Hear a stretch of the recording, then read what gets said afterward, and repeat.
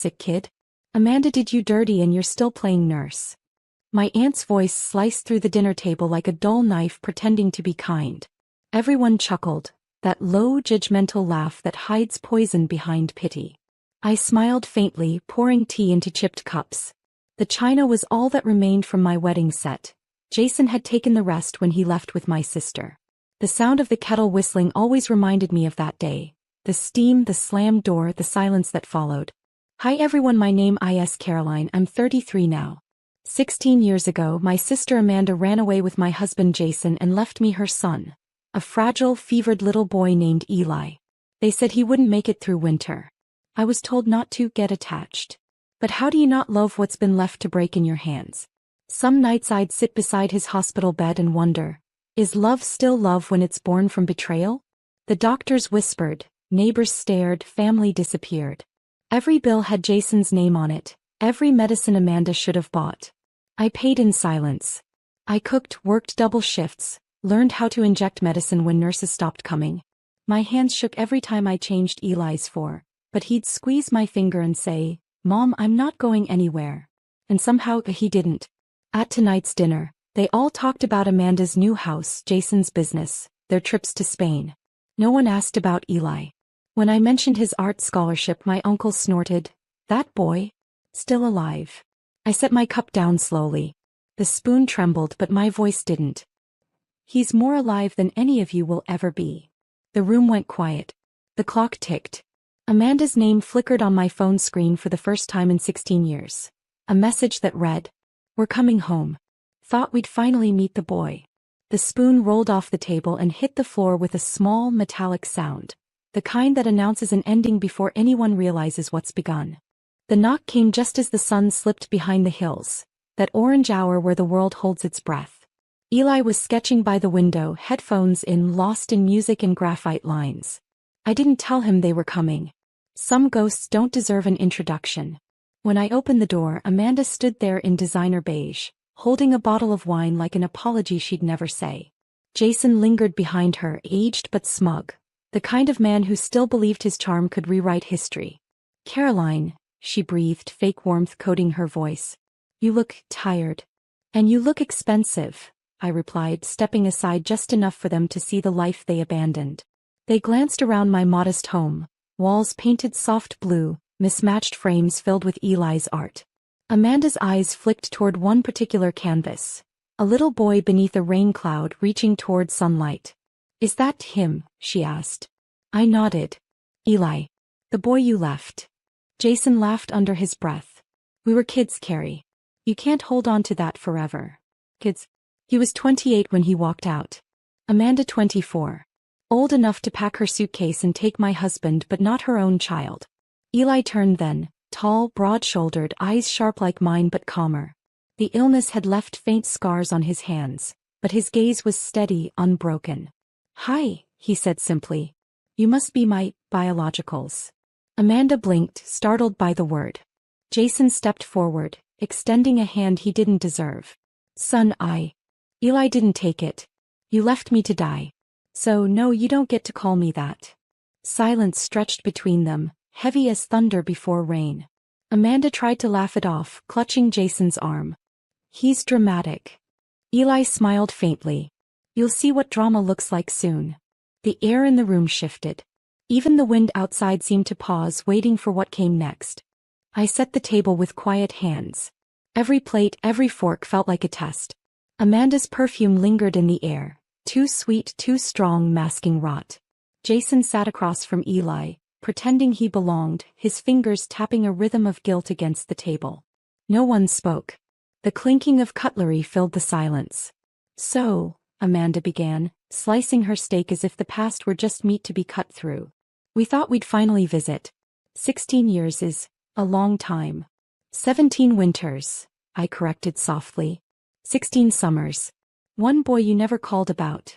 Jason chuckled dryly. We didn't know if he'd even survive. Eli looked up from his plate, his voice calm but razor sharp. You mean you hoped I wouldn't? Amanda froze. Her knife slipped. That's not fair. Eli leaned back in his chair, eyes steady. Neither was being left with lungs collapsing, fever burning, and no one showing up except her. He gestured toward me, his voice steady but trembling underneath. She never gave up. You gave up before I even had a chance. Jason shifted uncomfortably. You have no idea what it was like. I know exactly what it was like, Eli interrupted. It was lonely. But it made me stronger. Amanda's lip quivered, not from guilt but embarrassment. You can't keep punishing us forever, Eli. People move on. I finally spoke. Yes, Amanda. People do move on. I just didn't expect you'd move on with my husband.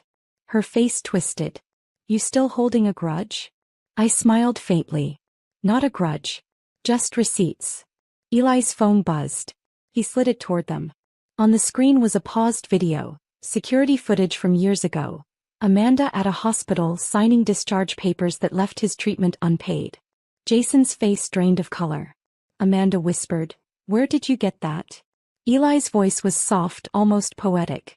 The truth has a way of surviving too. The clock ticked again, louder this time, like it knew what was coming next. Amanda's hand trembled as she set her fork down. Jason leaned forward, his voice low, desperate to reclaim control. You don't understand what we went through, Eli. We were broke, drowning in debt. The hospital bills were impossible. I met his eyes. So you left your son, your responsibility with me? You vanished, took my savings and bought matching rings. Amanda's jaw tightened. You could have called. Asked for help. I did, I said. Every week for 3 months. Your numbers changed. Your address was fake. You left no trail except the one Eli almost died on. The wine glass in Amanda's hand shattered. Red spilled across the white tablecloth, bleeding like memory. Jason muttered, "We were young." No, Eli interrupted, standing. His voice was no longer that of a boy. It carried the weight of every sleepless night. You were cowards. The silence afterward was alive, thick, electric. Amanda's mascara smudged, but she wasn't crying for me. She was crying because the mirror she'd avoided was finally held up. You don't get to rewrite this, Eli continued. I have every letter from the hospital, every receipt Mom paid. And tomorrow the gallery's unveiling my art collection, Abandonment Stories. You're the stars of the opening piece. Jason's knuckles whitened. You can't expose us like that. Eli smiled. Slow, deliberate. Oh, I can. Every painting, every brushstroke, every face will tell what you did. You left me sick and you left her broken. But look at us now, healed without you. Amanda's eyes darted to me. You'd let him humiliate us? I leaned back, calm. No, Amanda. He's not humiliating you. He's reminding you. The house creaked as a storm rolled in outside, thunder echoing like applause. Jason rose abruptly. We're leaving. But before he reached the door, Eli spoke softly. No need. Stay. You might want to see what forgiveness actually looks like. The words hung there, heavy, unfinished, the kind that hinted forgiveness wouldn't come cheap. Morning sunlight filtered through the gallery windows, washing everything in pale gold. The crowd murmured, cameras flashed, and Eli stood in the center, tall, composed, wrapped in quiet fire. His first solo exhibition. Abandonment Stories. Amanda and Jason arrived late. She wore white, maybe to look innocent, while he hid behind sunglasses, though everyone still recognized his name. I watched from the corner, my chest a battlefield of pride and ache. The first painting stopped them cold. It was titled The Leaving. A woman dragging a suitcase under rain, a man beside her, both walking away from a hospital bed where a small boy reached toward them. The plaque beneath read, "Based on true events." Amanda's lips parted in disbelief. Eli, this is. He turned calmly. Real. The second painting, Inheritance of Silence, showed a woman in a dim kitchen, bills piled high, a sick child asleep beside her. His note under it, love doesn't always share DNA. People whispered, some gasped. Cameras clicked. The names on the signatures, Amanda and Jason, painted into the corners of each canvas, subtle but unmistakable. Jason hissed under his breath. You'll ruin us. Eli met his gaze. No, Dad. You already did. Reporters began circling. Questions flew. Amanda tried to smile for cameras, her voice shaking. It's just fiction. Eli tilted his head. Then why do you look guilty? The audience laughed softly, a ripple of poetic justice filling the air. When the final piece was revealed, The Boy Who Lived Twice, everyone fell silent. It showed Eli as a child and as a man standing between two doors. One marked abandonment, the other forgiveness. He turned to them, voice steady, echoing through the room. I'm choosing the second door. But forgiveness doesn't erase truth, it just sets it free. Amanda's eyes glistened. Jason looked away. The applause thundered like rain finally ending a drought. And for the first time in 16 years I saw Eli breathe without pain. By the next morning, Eli's gallery had exploded across every social feed. # The Boy Who Lived Twice trended for 3 straight hours. Articles called it the most haunting depiction of modern abandonment. Others called it a masterpiece born from betrayal. I watched the interviews play on my phone while washing dishes. Every network wanted Eli. Every word he spoke was calm, measured, unflinching, a mirror held to the world. Amanda called that evening. I let it ring 5 times before answering. Caroline, she whispered. You have to make him stop. Jason's business partners are threatening to pull out. People think we're monsters. I leaned against the counter, looking out the window where Eli's old tricycle rusted beneath the oak.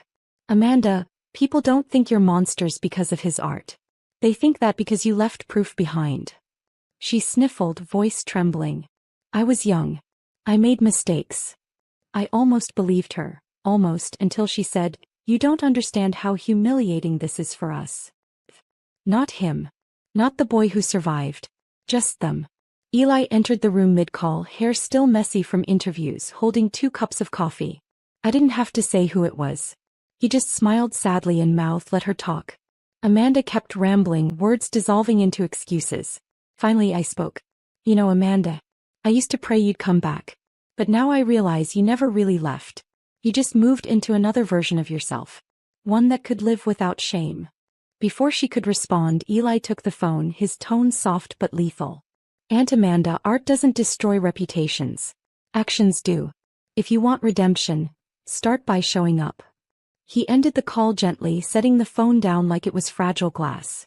Then he looked at me, eyes steady, voice quiet. Mom, do you think forgiveness can ever feel like justice? I exhaled slowly.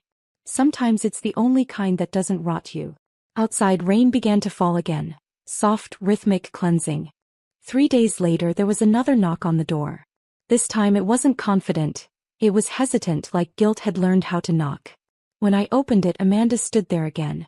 No makeup, no perfume, no expensive coat. Just rain in her hair and regret in her eyes. Can I come in? She asked quietly. Eli looked up from the couch but didn't move. He'd painted all morning. A canvas still wet, showing 2 women standing back to back under the same storm. Amanda's eyes landed on it. That's us, isn't it? He nodded once. Almost. She sat down across from me, clutching a folded envelope. Her hands shook. Jason's gone, she said flatly. Left last night. Took what was left in our accounts. He said your revenge circus ruined him. I didn't respond. Sometimes silence says everything words can't. Amanda swallowed hard. But that's not why I'm here. There's something you should know. When I left you, he told me Eli wasn't going to survive. He said the doctors had given up and keeping him was cruel. He convinced me walking away was mercy. Eli stood slowly, his voice trembling. And you believed him. Tears finally broke down her face. I wanted to believe him. Because it was easier than believing I was a coward. For the first time she looked at Eli not as a ghost from her past, but as proof that she'd been wrong. I thought you died years ago, she whispered. When I saw you at the gallery. I didn't know how to breathe. Eli crossed his arms, pain and empathy fighting behind his calm face. You didn't lose me, Amanda. You just didn't look back. She nodded, opening the envelope. Inside were photos, hospital records, letters Jason had hidden. Lies, signed with forged dates and falsified reports of Eli's death. The truth sat between us like firelight, burning but strangely beautiful. Outside, thunder rolled again, but it sounded softer this time, like the storm was finally tired too. The morning after Amanda's confession, the house felt lighter, like grief had exhaled. The storm had passed, leaving the world washed clean. I brewed coffee while Eli quietly rearranged his canvases, pausing at the one of the 2 women in the rain. Amanda sat at the table, eyes red, hands wrapped around a mug she didn't drink from.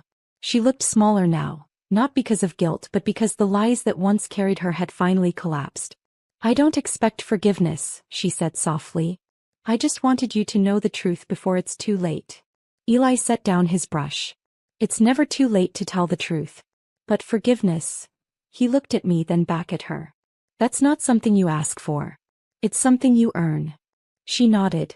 "Then maybe I'll spend the rest of my life earning it." For the first time I saw something honest in her eyes. Not the actress who ran away but the sister I once shared childhood secrets with. Eli went to his room and returned holding a small wrapped canvas. He handed it to her. "This one's not for the gallery. It's for you." Amanda unwrapped it slowly. The painting showed a woman standing at a doorway, sunlight spilling over her as she reached toward a child holding out his hand. Beneath it, in faint letters, he'd written, "The day they came home." Her lip trembled. "You painted this before I confessed?" Eli smiled gently. "I started it the day you texted. Somehow I already knew." She broke down, silent tears falling on the frame. I touched her shoulder, not to comfort, but to close a circle that had stayed open too long. "We can't change what was done," I said quietly. "But we can stop carrying it." Eli placed the last painting on the wall, 3 figures in sunlight, shadows fading behind them. He stepped back, looked at both of us and whispered, "Finally, it's finished." And for the first time in 16 years, peace didn't feel borrowed. It felt earned.